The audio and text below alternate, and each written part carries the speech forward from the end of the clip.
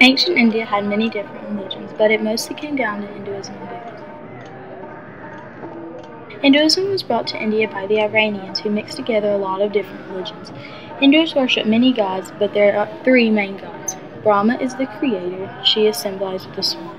Shiva is the second god, the preserver, and is represented with the bird. The last of the three gods is Vishnu. Vishnu is the destroyer and is symbolized with the bull. Buddhism is the second major religion in India.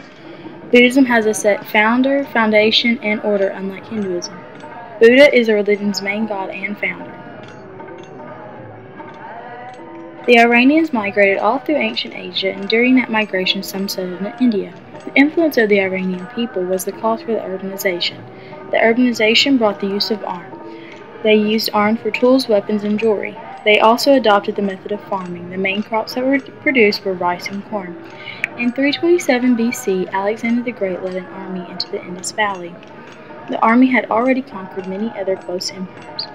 Alexander's army was equipped with cavalry and soldiers, but the Indians had war elephants. Soon after the invasion of Alexander the Great, the Mayan Empire rose in the west. Chandragupta was the first emperor of the Mayan Empire. During his rule, the empire expanded in all directions. After his death, it continued expanding when Ashoka took place as ruler. During his reign, he had many temples built. After his death, the great Mayan Empire started to steadily decline. During the same period, a power arose in the east, the Satavahana Empire. Sumuka was the first ruler of the Satavahana Empire. Like the other rulers of his empire, he didn't think of him as something greater, and he thought of himself as equal to the townspeople. He was fearless and killed neighboring kingdoms to gain power. Coins, inscriptions, and literature are how we know the things we do about this time in history. His army consisted of cavalry, war elephants, swords, axes, and spears. Farming played a major role in the economy. Trade also began crossing seas and whole countries. The next empire was the Kushan. The Kushans were a group of people who originally resided in China until they were forced out by a group of invaders. The empire stretched from Takistan to the Ganges River. They also adopted the Greek alphabet and made it fit their own. The Kushans built amazing fortresses and cave temples. Most of the temples built were for worshipping, but some were made for the emperors. The most famous emperor was King Kanishka. He was known for his military, political, and spiritual achievements, and being a tolerant king. From his coins, we are able to see that he respected many religions. The fall of the Kushan Empire happened a little before and after his death. Invasions from China and neighboring empires weakened and soon destroyed the once great empire.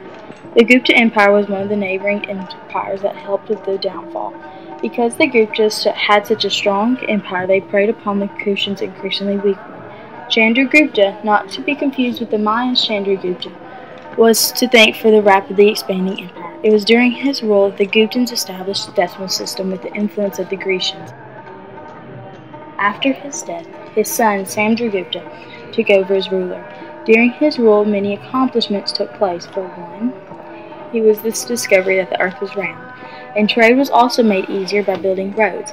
Before that, roads were just dirt. He was a strong believer in religion and had many temples built to worship. He even had a schooling place established where you could learn about Buddha. After his death, his son Chandragupta II took his turn at ruling. Like his father and grandfather before him, he was a lover of the arts. It was during his rule that the invasions of the Huns took place.